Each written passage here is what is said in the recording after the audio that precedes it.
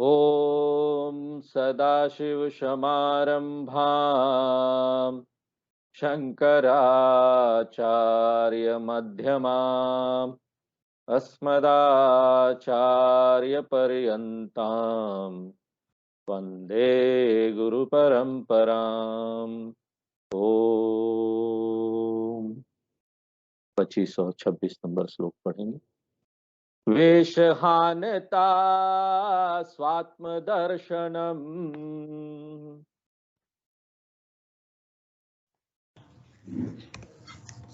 हरिओम। हरिओम हरिओम पढ़िए। वेशहानता स्वात्मदर्शनम् ईश दर्शनम स्वात्मरूपतः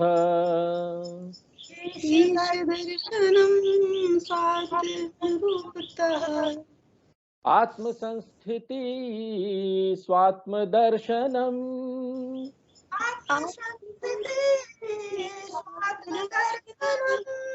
आत्मनिर्द्वयादात्मनिष्ठता आत्मनिर्द्वयादात्मनिष्ठता।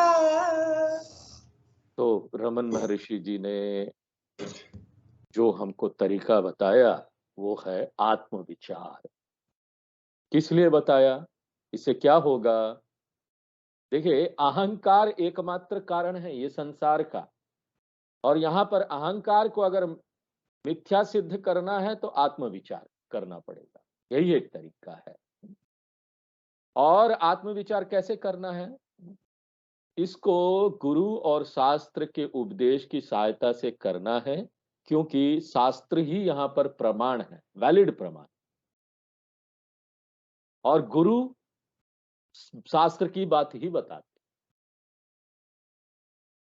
तो यहां पर आत्म विचार, ज्ञानी यहां पर देखिए, यहां पर ये शब्द का उपयोग करेगा आत्मविचार के बाद, लेकिन उसको ये पता होगा कि यहां जो उच्च स्वरूप है आत्मा, वो मुख्य है, और यहां पर जो अहंकार है वो सिर्फ व्यवहार के लिए।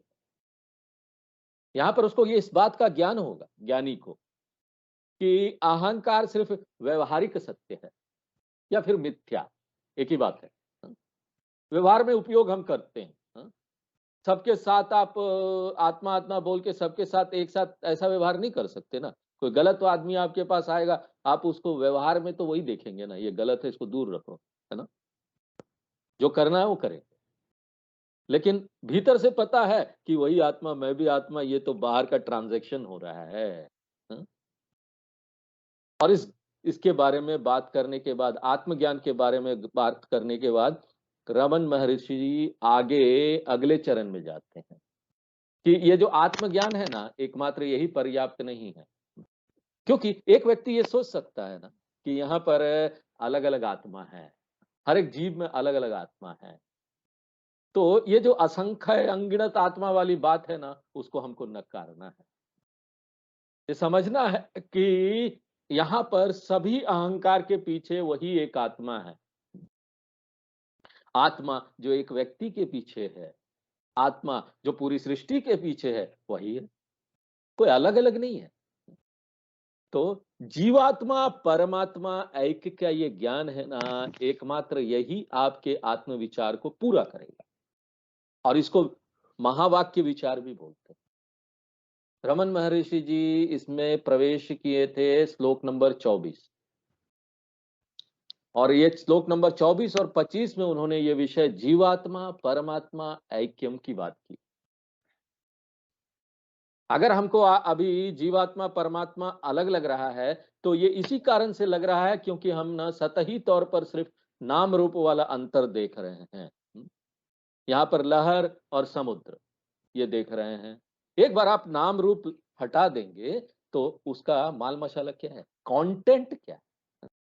लहर का कंटेंट जो उसमें तत्व है जल है, समुद्र का जो कंटेंट है उसमें जो तत्व है वो जल है।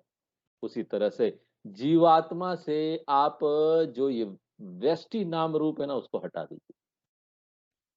और व्यष्टि यानी यहाँ व्यक्ति। तो जीव माइनस व्यष्टि नाम रूप क्या हो जाएगा? आत्मा हो जाएगा। परमात्मा माइनस समष्टि नाम रूप, वो भी आत्मा हो जाएगा। आत्मा एक ही है, वन एंड द सेम। तो इसलिए रमन महर्षि जी क्या बोल रहे हैं? वेशहानता स्वात्म दर्शनम। वेशहानता, वेश को हटाओ, ऊपर का वेश जो लिए हुए हो। हाँ? ये जो सतही तौर पर उपाधि या नाम रूप है, उसको हटाने के बाद एक व्यक्ति को क्या होता है? स्वात्म दर्शनम, जीवात्मा स्वरूप का ज्ञान, स्वात्म दर्शनम। और उसके साथ साथ यही ईश्वर दर्शन भी है। अलग से कोई ईश्वर दर्शन नहीं होने वाला, वही ईश्वर है। परमात्मा स्वरूप का ज्ञान। और उसको किस तरह से ईश्वर दर्शन होगा? स्वात्म रूप, अपने रूप तक, स्वात्म रूप तक। वो भगवान को अपने देखता है, स्वयं देखता है। वो अब परमात्मा को कोई वस्तु की तरह नहीं देखता है कि उसके सामने आकर खड़ा हो जाएंगे और कोई उनको दर्शन हो जाएगा। वो अपने आप को ही अब परमात्मा देखता है। स्वात्म रूपेण ईश्वर दर्शनम, इसको बोलते हैं ऐक्य ज्ञानम। यहां तक हमने पिछले क्लास में देखा। हाँ? और दूसरा श्लोक हम पढ़ चुके हैं, हम आपको अर्थ बता रहे हैं। इससे पहले वाले श्लोक में रमन महर्षि जी शब्द का उपयोग करते हैं आत्मदर्शनम। आत्मदर्शनम यानी आत्मा का दर्शन करना, जानना। हाँ? और क्योंकि जब आत्मदर्शन शब्द का उपयोग होता है ना, तो हमारे मन में बड़ा भ्रम हो जाता है, कंफ्यूजन हो जाता है, क्योंकि ये शब्द ऐसी अभिव्यक्त की गई है, इस शब्द की अभिव्यक्ति ऐसी है, दर्शन होगा आत्मा का। तो एक विद्यार्थी के मन में ये बात आ जाती है कि हमको ना कोई आत्मा का दर्शन होने वाला है, ज्ञान होने वाला है। यानी आत्मा एक ज्ञान की वस्तु बन जाती है। मैं उसका ज्ञान करने वाला हूँ, आत्मा ज्ञान की वस्तु। यहाँ पर फिर से क्या हो गया? द्वैतवाद हो गया, दो चीज आ गई। जहां दो चीज आती है ना, समस्या वहीं होता है। इसलिए रमन महर्षि जी यहाँ पर स्पष्ट करते हैं, यहाँ पर कोई भी आत्मज्ञान आपको ऐसा नहीं होने वाला है कि आप आत्मा को वस्तु समझकर देखकर उसका दर्शन कर लेंगे। अनात्मा का ज्ञान अगर करना है तो वहां पर ना स्पष्ट रूप से आपको अनुभव होता है वस्तु का, लेकिन आत्मज्ञान में हमको यहाँ कोई अनुभव नहीं होने वाला। हमको ये समझना, यहाँ पर समझ में आएगा कि आत्मा ना, वो उसको वस्तुमय करने की जरूरत नहीं है, क्योंकि मैं स्वयं हूँ। इसलिए क्या बोल रहे हैं? आत्म दर्शनम, आत्म संस्थिति, आत्मा में स्थित हो जाना, जान लेना आत्मा को। स्वात्म दर्शनम, आत्मज्ञान कोई वस्तुगत प्रक्रिया नहीं है जहां आप कोई वस्तु देखेंगे, कोई चीज देखेंगे, कोई चमत्कार देखेंगे। तो यहाँ पर क्या है? आत्म संस्थिति, संस्थिति यानी स्थित रहना आत्मा। तो इस ज्ञान के साथ कि आत्मा कोई वस्तु नहीं है अनुभव की, वो स्वयं प्रकाश में अनुभव यहाँ पर है, चेतनता है, हमेशा ये चेतन में है, हमेशा अनुभव में है। आत्मा के लिए ना आपको विशेष कोई अनुभव नहीं करना, हमेशा से वो सदैव अनुभव में है। हाँ? अब हम हाथ हिला रहे, कुछ भी कर रहे, बिना उसके कैसे कर सकते? सदैव तो अनुभव में, क्या देखना बताइए? हाँ? इसके लिए कोई स्पेशल एक्सपीरियंस की जरूरत है? हाँ? इस समझ के साथ ये जो आत्म खोज है ना, आत्म दर्शनम है ना, ये यहाँ पर पूरा।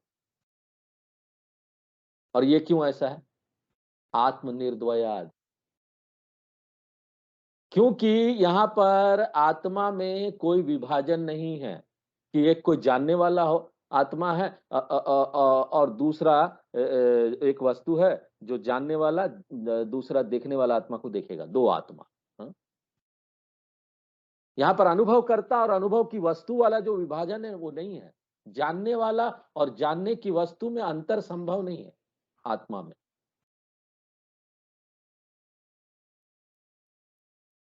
यहाँ पर अगर हम बोलेंगे आत्मा को जानना है, तो प्रश्न आएगा कि यहाँ पर कौन जानेगा आत्मा को? आप ये नहीं बोल सकते हैं कि अनात्मा आत्मा को जानेगा। क्यों?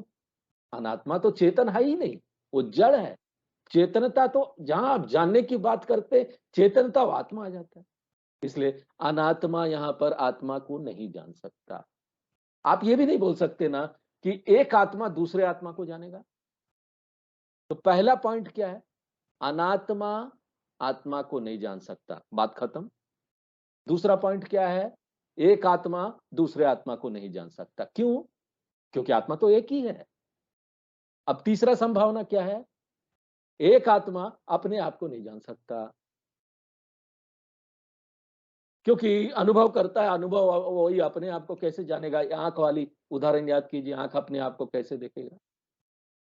जिस तरह से मैं अपने आप को नहीं देख सकता हूं, एक आत्मा हाँ, अपने आप को नहीं देख सकता, क्योंकि अनुभवकर्ता को आप वस्तु नहीं बना सकते। अब चौथा संभावना क्या है? आत्मा का एक भाग आत्मा के दूसरे भाग को नहीं देख सकता। जैसे मैं अपने आप को छू सकता हूं ना, मेरा एक हाथ दूसरे हाथ को छू सकता है, हाँ? मैं यहां हूं, हाँ? तो यहां पर अनुभवकर्ता कौन है? मैं, जो कि छू रहा है। और यहां पर वस्तु क्या है? मैं, जिसको छुआ जा रहा है। तो मेरा ही एक भाग, मेरा राइट हैंड मेरा लेफ्ट हैंड को छू रहा है। तो ऐसा ऐसा आत्मा में क्यों नहीं हो सकता? बताइए स्वामी जी, क्यों नहीं हो सकता कि एक आत्मा दूसरे आत्मा को छू ले? वो भी संभव। क्यों? आत्मा का भाग ही नहीं होता। भाग होगा तो छुएगा ना। भाग ही नहीं है। शरीर कर सकता है, क्योंकि शरीर में भाग है। शरीर का अलग अलग पार्ट्स है, हाँ? एक पार्ट शरीर का दूसरे पार्ट को छू सकता है। इसलिए अनात्मा आत्मा को नहीं जान सकता, एक आत्मा दूसरे आत्मा को नहीं जान सकता। दूसरा, तीसरा, एक आत्मा अपने आप को नहीं जान सकता, हाँ? चौथा, आत्मा का एक भाग दूसरे भाग को नहीं जान सकता, हाँ? इसलिए यहां पर अनुभव करना या आत्मा को जानना एक प्रक्रिया के माध्यम से असंभव है। तो फिर आत्मज्ञान क्या है स्वामी जी? आत्मज्ञान आप बोल रहे हैं। भाई साहब, चेतना यहां सदैव ही भाषित हो रहा है, और यही चेतना जो है आत्मा है।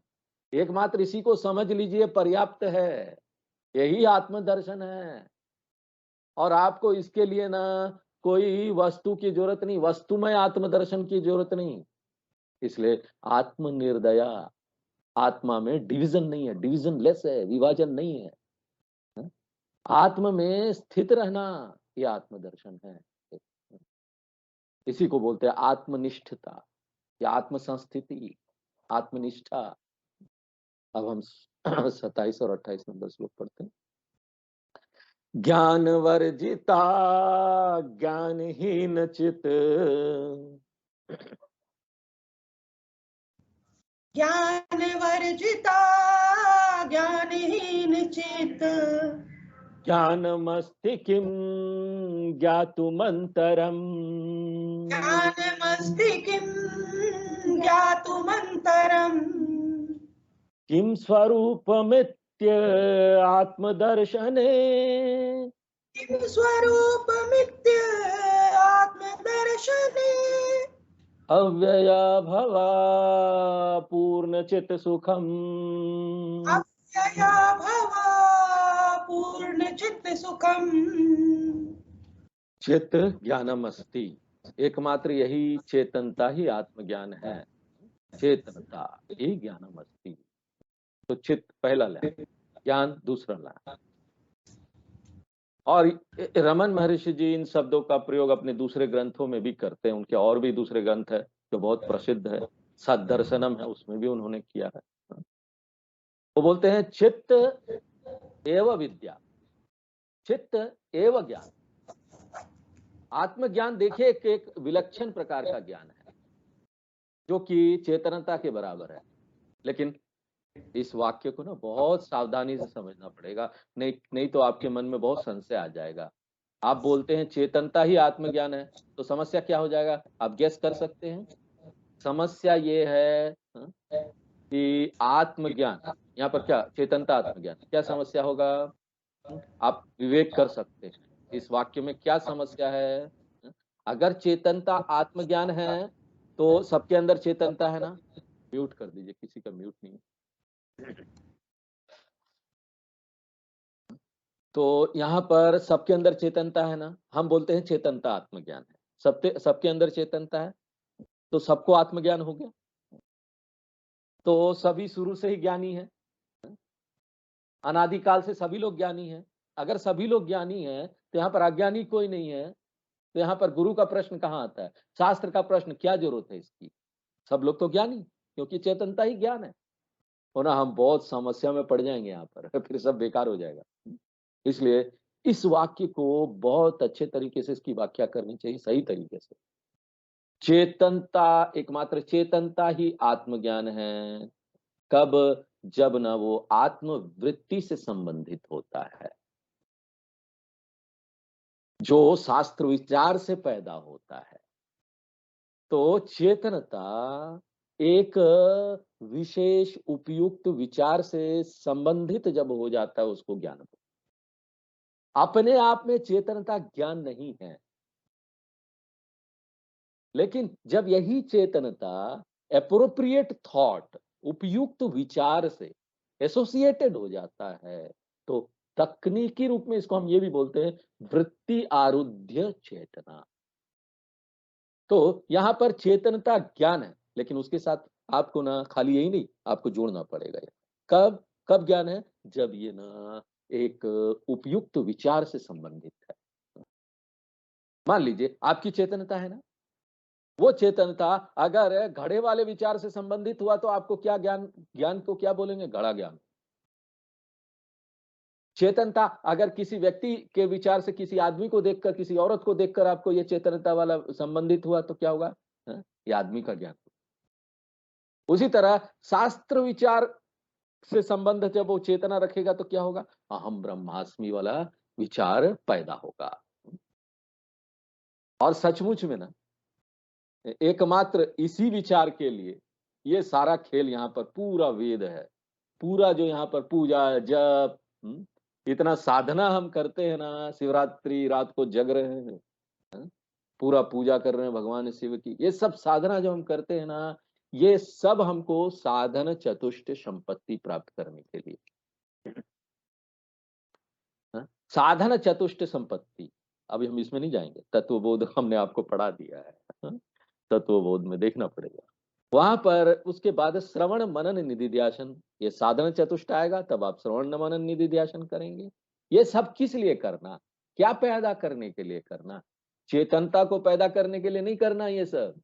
चेतनता तो पहले से वैसा। ये सब हमको किस लिए करना है? क्योंकि यही सब चीज क्या पैदा करेगा हमारे विचार में ना, अहम ब्रह्मास्मि का वृत्ति पैदा करेगा। और जब ये वृत्ति, ये जो विचार का जब जन्म होगा, ये जो नित्य चैतन्य तत्व है, वो जब इस वृत्ति से संबंध हो जाएगा ना, इसको बोलेंगे आत्मज्ञान। इसलिए रमन महर्षि जी क्या बोलते हैं? चित्त एव अहम ब्रह्मास्मि वृत्ति आरूढ़, एसोसिएटेड विद, संबंध रख के अहम ब्रह्मास्मि वाला विचार से, जो कि गुरु शास्त्र के उपदेश से पैदा होगा, वही एकमात्र वही चेतनता है जो ज्ञानम अस्ति। और चेतनता का प्रकृति यही, जो मूल चेतनता है, वो उसका क्या प्रकृति? तो बोलते हैं ज्ञान वर्जिता ज्ञानहीन चेत। ये जो मूल चेतनता है ना, वो ज्ञान और अज्ञान, यहाँ ठीक से हमको पढ़ना पड़ेगा। ज्ञान वर्जिता ना, ये जो बीच में एस लगा हुआ है ना, वो अवग्रह है, वो औब उसको बोलते हैं। तो पहला तो ज्ञान है, दूसरा अज्ञान है। पढ़ते समय हम लोग पढ़ते ज्ञान वर्जिता, आ जब खींचते ना लास्ट में, तो अपने आप ज्ञान में अ लग जाता है, वो अज्ञान हो जाता है। तो क्या बोल रहे हैं कि ये ज्ञान और अज्ञान दोनों से परे, क्योंकि ज्ञान जो है, जो बुद्धि से में पैदा होता है, वो ज्ञान जो है ना, वो व्यवहारिक सत्य है, व्यवहार के लिए सत्य है ना। अज्ञान जो है, हमको किसी चीज का ज्ञान नहीं है, वो भी व्यवहारिक सत्य है। चेतनता जो है ना, वो ज्ञान और अज्ञान से परे है। ज्ञान अज्ञान अतीतः चित्त है, वर्जिता यानी फ्री है, स्वतंत्र है, उससे परे है। हीन यानी वो भी फ्री है, स्वतंत्र है, इससे परे है। ज्ञान वर्जिता अज्ञान हीनतः, बियॉन्ड नॉलेज, बियॉन्ड इग्नोरेंस। दूसरे हाथ वो क्या है? दोनों का साक्षी है। पता चलता है उससे हमको कि ज्ञान है, हमको हो गया, हमको नहीं हुआ। ज्ञातुम अंतरम क्यों? अगर आप उस चेतनता को जानना चाहे, कौन सा चेतनता? एब्सोल्यूट कॉन्शियसनेस, जो निरपेक्ष है, जो ज्ञान और अज्ञान से परे है। ये जो निरपेक्ष चेतनता है, उसको हम कैसे जानेंगे? क्योंकि उसमें कोई डिवीजन नहीं है, उसमें कोई विभाजन नहीं है। यहाँ पर कोई चेतनता को विभाजन करके हम नहीं जान नहीं सकते। यहाँ पर आपको वो 4 पॉइंट जो हमने अभी थोड़ी देर पहले बताया याद रखना पड़ेगा। पहला, अनात्मा चेतनता को नहीं जान सकता, क्योंकि अनात्मा अपने आप में जड़ है, बिना चेतनता के कोई ज्ञान भी नहीं कर सकता, तो चेतन को कैसे जानेगा? दूसरा, एक चेतनता दूसरा चेतनता को नहीं जान सकता, क्यों? क्योंकि चेतनता एक ही। तीसरा, चैतन्य जो है अपने आप को नहीं जान सकता, क्योंकि जानना और जानने की वस्तु वाला विभाजन उसमें नहीं है। और चौथा, क्यों? चेतनता में कोई वो शरीर नहीं है, शरीर में भाग है, चेतनता में नहीं है। इसलिए अंतरम, अंतरम यानी यहाँ पर विभाजन। अंतरम अस्ति की कोई अंतर है क्या? क्या चेतनता में कोई डिवीजन है? यहाँ पर वस्तु को बना के देख लिया वो है, इसलिए यहाँ पर एक संभावना है, एक ही एकमात्र एक ही संभावना। वो क्या है? आई एम चैतन्य, मैं वो चेतनता, वही एकमात्र संभावना। और आप हमसे मत पूछिए, समझिए आप ऐसा बोल रहे हैं कि मैं ही चेतनता हूं, उसका प्रूफ क्या है, सबूत क्या है? आप को बोलूं, आप प्रूफ मत पूछिए। क्यों? क्योंकि ना आप यहां बोल पा रहे हैं ना, मैं हूं, बोल पा रहे हैं ना। ये सिर्फ आप चेतनता के कारण ही बोल पा रहे हैं कि मैं हूं। इसके साथ ही ये आत्म विचार वाला और आत्मा ब्रह्म ऐक्यम वाला जो विषय है वो समाप्त, जो कि ज्ञान योग का अंतिम फाइनल साधना। तो रमन महर्षि जी ने यहाँ पर बात किया कर्म योग का, रमन महर्षि जी ने बात किया उपासना योग का, रमन महर्षि जी ने बात किया भक्ति का, दूसरे शब्द में समाधि। आपको याद होगा, समाधि अभेद ध्यानम की बात की, उन्होंने भक्ति की बात की, उन्होंने अष्टांग योग की बात की, जिसमें प्राणायाम पर उन्होंने फोकस किया, मुख्य प्राणायाम था। और अंततो गत्वा उन्होंने यहाँ पर ज्ञान योग के बारे में हमको विस्तार से बताया। यहाँ पर वेदों में जितनी भी साधना बताई गई है ना, रमन महर्षि जी ने इस ग्रंथ में सब बता दिया। कर्म बता दिया, उपासना बता दिया, भक्ति बता दिया, योग बता दिया, ज्ञान या विचार बता दिया, सबके बारे में बात कर दी। और अंतिम साधना कौन सा है? अंत में आपको कहां पहुंचना है? एकमात्र इसी विचार, ये फाइनल साधना। अब यहां पर ये बताने के बाद रमन महर्षि जी साधना के फल के बारे में बता रहे हैं। यहां पर सभी लोगों को साधना करना पड़ेगा, कर्म भी करना है, उपासना भी करना है, शास्त्र का विचार भी जरूरी है। और अगर सभी लोगों को इस साधना के माध्यम से गुजरना है तो क्या करना पड़ेगा? करिए। यहाँ पर हमको पात्रता प्राप्त करना पड़ेगा और ज्ञानी योग में प्राप्त आना पड़ेगा। यहाँ पर ये करने के लिए शास्त्र हमको कोई समय सीमा नहीं बताते। आप हम ये कर रहे हैं ना, 10 साल ले लीजिए, कोई बात नहीं, आप ले लीजिए। 10 साल में नहीं हुआ तो 100 साल ले लीजिए। आप यहाँ जन्म जन्म ले सकते हैं, कोई टाइम लिमिट नहीं है, समय सीमा नहीं है। लेकिन अनिवार्य रूप से सभी लोगों को ये 2 साधना करना पड़ेगा। उसमें कोई विकल्प नहीं है कि हम ये कर लें, आप ना ना ना, यही करना पड़ेगा। ये मैंने बोल रहा हूं, हमारे आचार्य लोग जो शास्त्रों की व्याख्या करते उन्होंने बताया। और अगर आप ये करेंगे तो आपको फल क्या मिलेगा? फल तो जानना चाहिए ना। ये जो फल है ना, वो श्लोक नंबर 28 से 30 में दिया गया है। रमन महर्षि जी बताते हैं कि ज्ञान का फल क्या है? मोक्ष, मुक्ति प्राप्त होगी। किम स्वरूपम इति विचारे, एक व्यक्ति जब ये विचार कर लेता है, हाँ, वो ये खोज लेता है कि उसका सचमुच का स्वरूप क्या है, आत्म स्वरूप, मैं कौन हूं। एक व्यक्ति जब अपने इस स्वरूप के ऊपर विचार करता है, किस तरह से, एक कोने में बैठकर अपने आप नहीं कि आंखें बंद कर ली और आप पूछ रहे हैं मैं कौन हूं, मैं कौन हूं, मैं कौन हूं। ये जो मैं कौन हूं वाला जो खोज है ना, जो आत्म विचार है ना, वो गुरु शास्त्र उपदेश के माध्यम से ही होना चाहिए। संक्षेप में हमको यहाँ पर ना सिस्टमेटिक अध्ययन कर, व्यवस्थित अध्ययन बहुत सालों तक अगर ये किया जाए ना, तो आत्मदर्शन निश्चित है। इसका जो ये समाप्त होगा वो आत्मज्ञान में होगा। किम स्वरूपम इति विचारे आत्मदर्शनम भवति, आत्मज्ञानम भवति।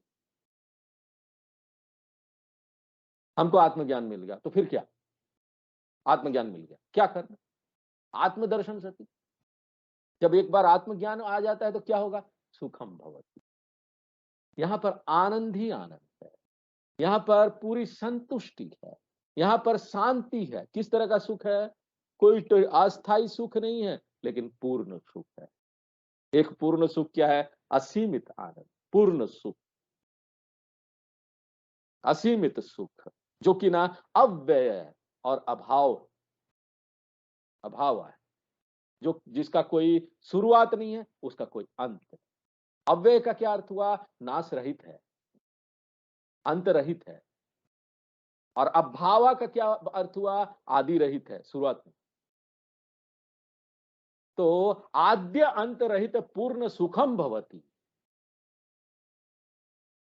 कौन सा सुख, चित्त, जो कि चैतन्य के बराबर है। चैतन्य से कोई अलग नहीं है, आत्मा से कोई अलग नहीं है। तो ये जो आनंद प्राप्ति है ना, ये आत्मज्ञान का फल। तो आगे हम 29 और 30 नंबर श्लोक पढ़ेंगे। बंध मुक्तयातितम परम सुखम,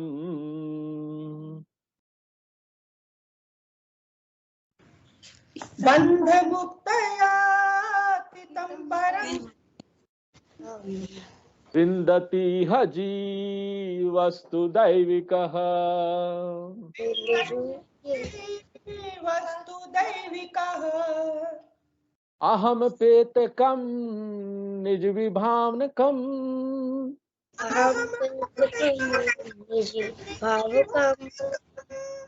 महदिदंतपो रमणवागियम। रमणवाक्यम्। तो इससे पहले वाले श्लोक में जो पूरा एक दूसरा लाइन है ना, एक वो एक शब्द है, अव्यया भवा पूर्ण चित्त, एक सिंगल वर्ड, असीमित आनंद हो जाएगा। और आपको यहां जोड़ना पड़ेगा, उसके अंदर पैदा हो जाएगा। किस तरह का सुख है ये कोई सापेक्ष सुख नहीं है, हा? कि ये किसी पर निर्भर है। सापेक्ष सुख दुख के विपरीत है, इसलिए सापेक्ष सुख आने जाने वाला है। आप बाहर की किसी चीज पर सुख का आप इच्छा रखेंगे ना, वो आएगा जाएगा, चले जाए। कोई त्रासदी आता है, कोई दुख आता है, प्रारब्ध के कारण दुख आएगा, सुख चला जाएगा, दुख आएगा, सुख जाएगा, ये सब लोग जानते हैं, आने जाने वाला है। एक बार दुख ही गया, फिर सुख आए। इसलिए ज्ञान जन सुख जो है, सुख है ना, वो आपेक्षिक सुख है। आपेक्षिक, निरपेक्ष नहीं। आपेक्षिक सुख क्या है, वो ना आता जाता नहीं है। जीवन में बहुत सारे उतार चढ़ाव आएंगे, लेकिन आता जाता नहीं। यहाँ ज्ञानी का भी प्रारब्ध है, उसके भी कर्म है। प्रारब्ध उसके लिए अच्छा स्थिति भी लाएगा, खराब स्थिति भी लाएगा। प्रारब्ध उसके लिए भयंकर कोई परिस्थिति भी लेके आ सकता है, भयानक। इसलिए चाहे वो ज्ञानी हो या अज्ञानी, सबके लिए आएगा। अगर वो मान लीजिए व्यक्ति सब छोड़ छाड़ के सन्यासी बन जाता है, उसको भी अच्छा खराब आने वाला है। क्यों? सन्यासी बन जाएगा तो आश्रम होगा, आश्रम में समस्या आएगा। वो अपने सारे संबंधी को छोड़ सकता है, लेकिन संबंधी यहाँ पर दूसरे तरह का संबंधी आएगा ना, शिष्य लोग आएंगे। हाँ? वो आपका सिर का बाल नोचना शुरू करेंगे, रोज रोज का समस्या। हाँ? शिष्य के द्वारा समस्या आएगा। और मान लीजिए किसी तरीके से वो इससे बच भी जाता है ना, कोई शिष्य नहीं है, कोई आश्रम नहीं है, तो प्रारब्ध का ना आपको तकलीफ देने का बड़ा रहस्यमय तरीका है। वो आपके शरीर को तकलीफ देना शुरू करेगा।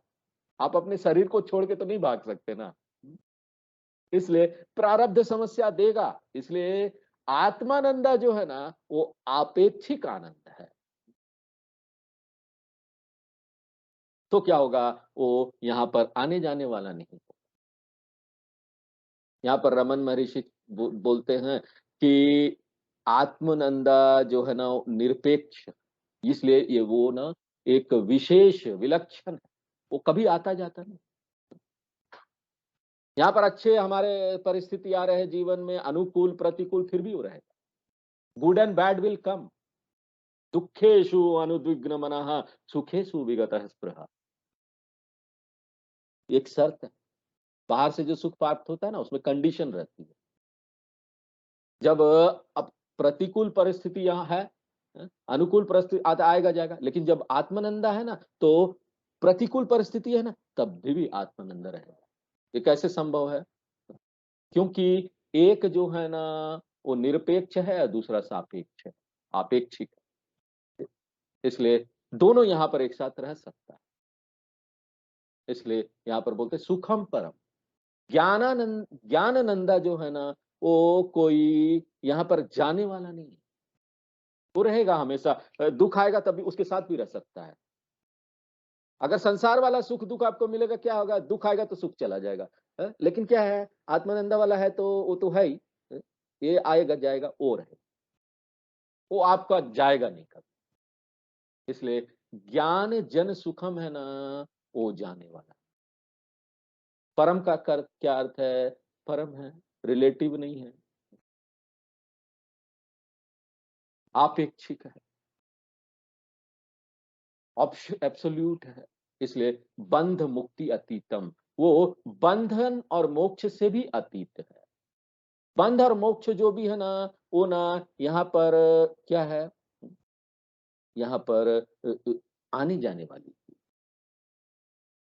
यहाँ पर बंधन किसी चीज किसी शर्त पे निर्भर हो, वो भी मिथ्या है। हम यहाँ दोनों को मिथ्या समझ लेते हैं। यहाँ बंधन को भी मिथ्या, बंधन यहाँ जाता है, बंधन को भी मिथ्या मानते, वो मिथ्या स्तर पर ही है। मोक्ष भी मिथ्या मिथ्या स्तर पर ही है। यहाँ पर देखिए, स्वप्न में आपको यहाँ पर कोई ये आ गया, शेर आ गया, तो वो स्वप्न का ही शेर है ना। स्वप्न का शेर चला गया तो स्वप्न का ही है। जागृत की दृष्टि से यहाँ पर ना कोई बंधन है ना कोई मोक्ष है। यहाँ पर ना शेर आया ना गया। जब जाग गए तो आपको पता है, हर कोई शेर आया भी नहीं था, गया भी नहीं। यहाँ पर आने जाने का प्रश्न नहीं उठता। इसलिए इस दृष्टि से ना यहाँ पर ना कोई बंधन है ना मोक्ष, न धर्मो न चार्थो न कामो न मोक्ष। क्योंकि मोक्ष भी एक व्यवहारिक सत्य है। हम सभी व्यवहारिक सत्य को नकार रहे हैं, तो मोक्ष को भी नकार दिया। वो भी स्वप्न में था, हम जग गए। जगने के बाद हमने देख लिया सब तो स्वप्न चल रहा था। बंधन भी व्यवहारिक सत्य था, जबकि आत्मानंदा क्या है? पारमार्थिक सत्य। विषयानंदा क्या है? विषय से जो आनंद मिलता है वो किस तरह का सत्य है? व्यवहारिक सत्य है। क्यों? आएगा जाएगा। इसलिए हम बोलते हैं ना कि ये कोई अनुभव जन्य चीज नहीं है। अगर आप आत्मानंदा को कोई अनुभव जन्य चीज समझेंगे ना, तो अनुभव आएगा जाएगा, फिर वो आएगा जाएगा। क्यों? अनुभव का अर्थ क्या है? बदलेगा ना, अनुभव हमेशा परिवर्तित होता है। इसलिए आत्मनंदा को हम यहाँ पर किस तरह से अनुवाद करेंगे, किस तरह से समझेंगे? एक ना संतुष्टि का अनुभव हो जाएगा, जो हमेशा रहेगा। ये कोई एक विशेष अनुभव नहीं है, लेकिन ना एक पूर्णत्व का अनुभव है, जो हमेशा यहाँ पर है और ये कभी भी नहीं जाएगा। आत्मानंदा आने जाने वाला नहीं है। जीवः विन्दति, ये जो जीव है, ये जो साधक जीव है, वो इस तरह का पूर्णत्व प्राप्त कर लेता है। और कब उसको ये मोक्ष या आनंद प्राप्त होगा? तो बहुत सारे और पंथ और संप्रदाय है ना, वो बोलते हैं मोक्ष हमको मृत्यु के बाद मिलेगा। अगर मोक्ष हमको मृत्यु के बाद मिलेगा, तो हमको यहाँ पर उसको जांचने का कोई तरीका नहीं है। हमको सिर्फ विश्वास करना पड़ेगा। क्यों? हो मृत्यु के बाद जाएंगे, कौन देखा है? जाएंगे ना। रमन महर्षि जी बोलते हैं कि वेदांत की महानता क्या है? वो आपको कोई आशा नहीं देता कि आप ना मृत्यु के बाद आपको मोक्ष मिलेगा, कोई आशा नहीं। यहाँ पर वो आपको आशा देता है कि आत्मानंद अभी है, यही है। यह जीवन मुक्ति रूपेण, इस जीवन में ही सिचुएशन वही रहेगा, परिस्थिति वही रहेगी। हाँ? यहाँ पर हमारी पत्नी वही है, उसी लक्षण के साथ है, चरित्र वही है, हाँ? पति भी वही है, उसका भी सेम कैरेक्टर है, लक्षण है, बच्चे भी वही हैं। यहाँ पर नेता लोग भी उसी तरह के रहेंगे, सारे वो गड़बड़ घोटाला करने वाले वो एक ही तरह के रहेंगे, सब कुछ वही रहेंगे। लेकिन किसके कारण? ज्ञान के कारण। ज्ञान के कारण क्या होता है? संपूर्ण जगत एव नंदन वनन। उसकी अब कोई किसी से शिकायत नहीं रह जाती, कोई वो शिकायत नहीं करता जी। लेकिन यहाँ पर एक चीज जोड़ते रमन महर्षि बोलते, एक सत्य, आपको अगर ऐसा आनंद प्राप्त करना है ना, तो आपको अपने अंदर पात्रता लानी पड़ेगी। बिना क्वालिफिकेशन के यहाँ तो कुछ भी नहीं मिलता इस संसार में भी। तो जब तक हमारे अंदर ये क्वालिफिकेशन नहीं आएगी ना, तब तक ये ज्ञान नहीं मिलेगा, पात्रता नहीं आएगी, आपको ये आनंद नहीं प्राप्त होगा। तो आपको अपने को ना पात्र बनाना पड़ेगा। और ये जो पात्र वाला जीव है ना, इसको बोलते हैं दैवी का। दैवी का यानी डिवाइन व्यक्ति, दिव्य व्यक्ति, जिसके अंदर दैवी संपत्ति है, जिसके अंदर सब स्वस्थकर जीवन के मूल्य है ना, वो सब है। और ये दैवी संपत्ति क्या है? अगर आप पूछेंगे तो हम बोलेंगे गीता में जाइए। इसलिए गीता बहुत महत्वपूर्ण है। पूरा गीता सुनना जानना बहुत महत्वपूर्ण। गीता में एक अध्याय है, 16वां अध्याय, उसका नाम है दैव असुर संपद विभाग योग। वहां पर गीता में स्पष्ट रूप से बताया गया है कि कौन सा जीवन का मूल्य है, जिसको ना हमको अपने अंदर लाना पड़ेगा, विकास करना पड़ेगा, अपने व्यक्तित्व में उसको सुखाना पड़ेगा। आपको सभी तरह का पीड़ा सहना पड़ेगा इसको अपने अंदर विकसित करने का के लिए। और अगर आपके अंदर ये आ गई तो बोलेंगे कि साधन चतुष्ट संपत्ति आ गई, अधिकारी हो गया व्यक्ति। रमन महर्षि जी ये नहीं देते हैं, लेकिन यहाँ पर एक शब्द का उपयोग करते हैं और वो है दैविका। दैविका, दैविका मानी ऐसा दैविका व्यक्ति, दैवी संपत्ति से युक्त व्यक्ति।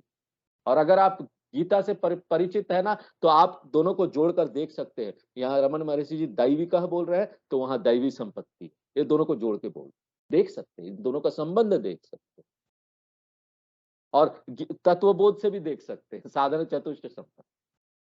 और मान लीजिए एक व्यक्ति यहाँ बोलता है कि मेरे पास ये सब नहीं है, मेरे पास ये सब लक्षण नहीं है, मेरे मेरे में इसके ये सब मूल भी नहीं है, तो मुझे इसको कैसे क्या करूं, कैसे जुटाना, इसको मैं अपने अंदर कैसे जुटाऊं?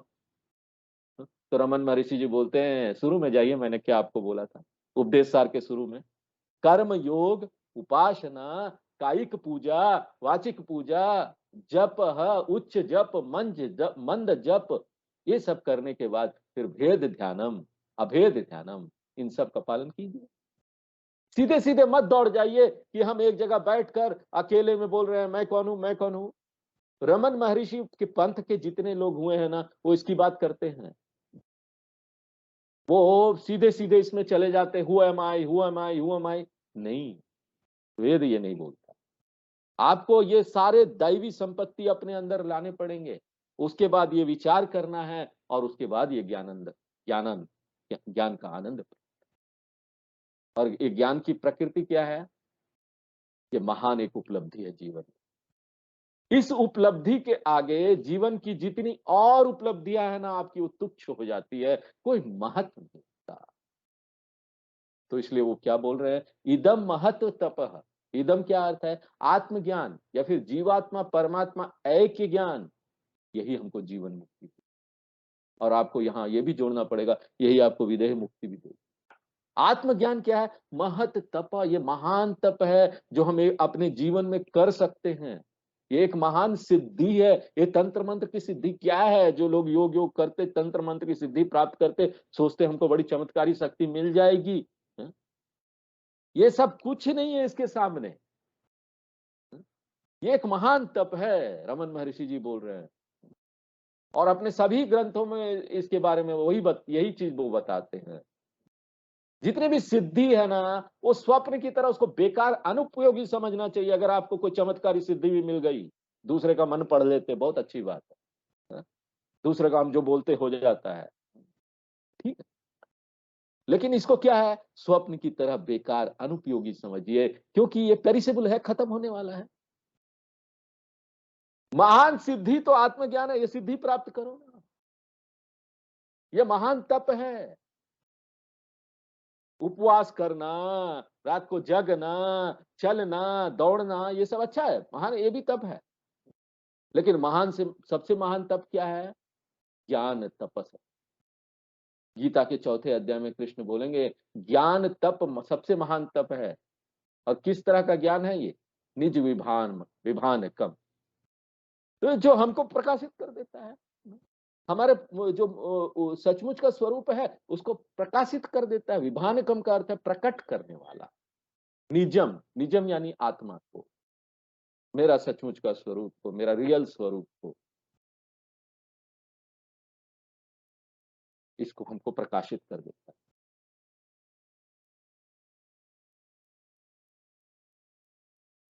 और यही नहीं कि ये इसको प्रकाशित कर देता है अपने उच्च स्वरूप को, अहम अपेत कम, जो ना अहंकार को भी खत्म कर देता है। अपेत कम यानी फ्री, छूट जाता है, छुड़ा देता है। अहम यानी अहंकार, बहुत यहाँ पर सावधान रहिए। अहम पेतकम यानी अहंकार रहितम, अहंकार नाशकम, आत्म प्रकाशकम ज्ञान। ये महान तत्व है उसके, जिसके बारे में यहाँ बताया गया। और ये वेद की बात है, रमन महर्षि की अपनी खोज यहाँ नहीं है। ये ज्ञान रमन महर्षि जी का नहीं है अपना, रमन महर्षि जी का दर्शन नहीं है, ये वेदों में बताया गया है। वेद प्रमाण है, वहीं से सब ये आया है। अनादिकाल की ये परंपरा है। और ये जो वेदों की जो ज्ञान है ना, वो मेरे द्वारा यहाँ दिया गया है। कौन बोल रहा है? रमन महर्षि जी बोल रहे हैं। इसलिए वो क्या बोल रहे हैं? रमण वागयम। और ये जो उपदेश सार की शिक्षा है, जिसमें वेद सार है पूरा, उपदेश सार यानी वेद का उपदेश, ये रमण वाग है। रमण, रमण जी का शब्द है, रमन महर्षि। यहाँ पर ना रमण वागयम, रमण महर्षि जी का शब्द, इसको दो अर्थ में भी ले सकते हैं। हम ले सकते हैं कि वो अपना नाम यहाँ दे रहे हैं, रमन महर्षि जी ने बोला, हाँ मेरी शिक्षा। तो कोई ये बोल सकता है अरे रमन महर्षि जी को इतना क्या अपना नाम प्रसिद्ध करने का जरूरत था? वो तो ज्ञानी थे, उनको क्या जरूरत है ये सब करने का? क्यों ज्ञान प्राप्त करने के बाद एक व्यक्ति अपना नाम को बड़ा प्रसिद्ध करना चाहेगा, अपना नाम लगा दिया? ये सारा प्रश्न आ सकता है। तो ना आप इसका एक दूसरा अर्थ भी ले सकते हैं।